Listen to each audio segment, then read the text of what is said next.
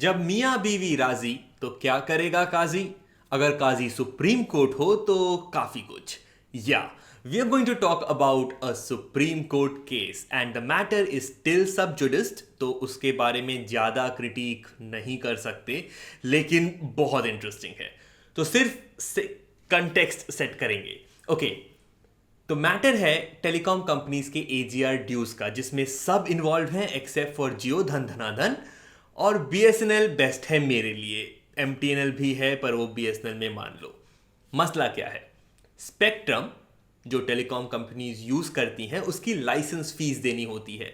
This licence fees and spectrum usage charge is calculated as a percentage of AGR और annual gross revenue, जितना total revenue generate किया एक company ने एक साल में।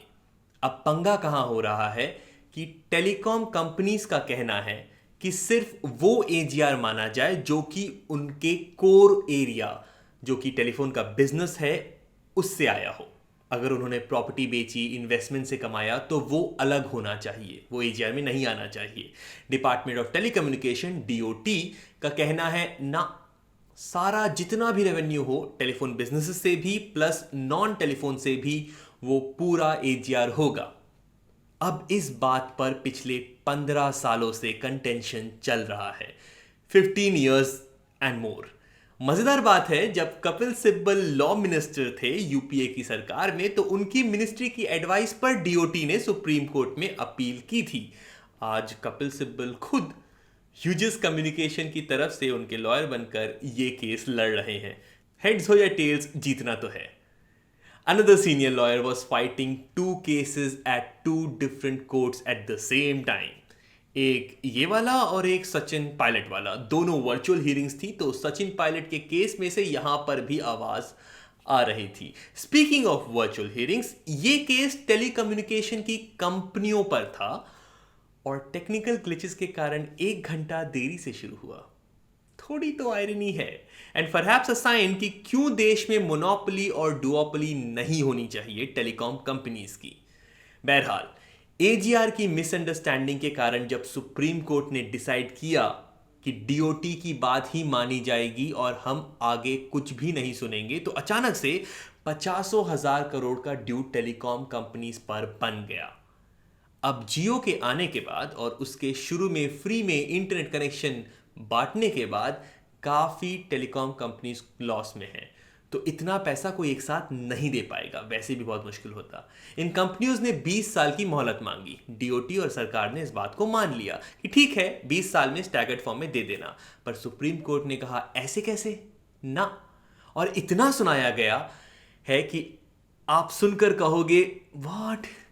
Example, Vodafone idea is an Indian company जिसमें idea Indian partner है और वोडाफोन फॉरेन पार्टनर है। ये एक जॉइंट वेंचर है। सुप्रीम कोर्ट ने कहा पहले कि ये तो फॉरेन कंपनी है, फिर पूछा कि इसका किंग पिन कौन है, because that is very relevant. Vodafone ने 1,000 करोड़ ऑलरेडी कल दे दिया है। अपने 8,000 करोड़ का जीएसटी रिफंड भी कह रही है कि रख लो, गारंटी के तौर पर कह रही है कि स्पेक्ट्रम जो इतना पैसा देकर खरीदा है वो भी रख लो, लेकिन समय लगेगा बाकी पैसे देने में। सरकार ने कहा ठीक है, पर सुप्रीम कोर्ट ने कहा ऐसे कैसे। सो द थिंग इज कि ऑर्डर रिजर्व्ड है, तो किसी को पता नहीं है कि क्या होगा। जजेस अपना फैसला लेंगे ही लेंगे, पर अगर उन्होंने गवर्नमेंट का रेवेन्यू बढ़ाने के चक्कर में कहा कि नहीं इतना टाइम नहीं देंगे, तुरंत दो, या कहा कि कुछ ज्यादा ही जल्दी दे दो, तो वोडाफोन आइडिया डूब जाएगी। They don't have the money. इन्होंने बहुत से बैंक से लोन ले रखा है, तो इनके बैंकरप्ट होते ही पैसे तो मिलना ही नहीं है। अचानक कैसे ले लोगे यार, है ही नहीं उनके पास। पर अगेन मैटर सब जुडिस्ड है। वोडाफोन आइडिया के डूबने से वो सारे बैंक्स जिन्होंने 1,000 करोड़ का लोन दिया है वोडाफोन आइडिया को, उनके एनपीए शूट कर जाएंगे, तो बैंकिंग सेक्टर में क्राइसिस। एयरटेल और टाटा जैसे टेलीकॉम कंपनीज को भी बहुत नुकसान होगा, तो टेलीकॉम सेक्टर की तो वाट लगेगी ही लगेगी। द ओनली पार्टी जिसका फायदा होगा इससे, sure shot, is Jio. Government के सॉलिसिटर जनरल खुद कह रहे हैं कि आप आगे पैसा नहीं मिलने की बात सोच रहे हो, अगर आपने समय नहीं दिया तो पैसा बिल्कुल नहीं मिल रहा, तुरंत off. Okay, another factor which is very important here, Jio सबसे ज्यादा कस्टमर्स नहीं इकट्ठा कर रहा है इस समय, contrary to popular belief. It's second, और एयरटेल, वोडाफोन आइडिया और जियो में कांटे की टक्कर है। वोडाफोन आइडिया के पास करोड़ों कस्टमर्स हैं, अचानक से ये कंपनी अगर बंद होती है तो ये सारे कस्टमर्स कहां जाएंगे?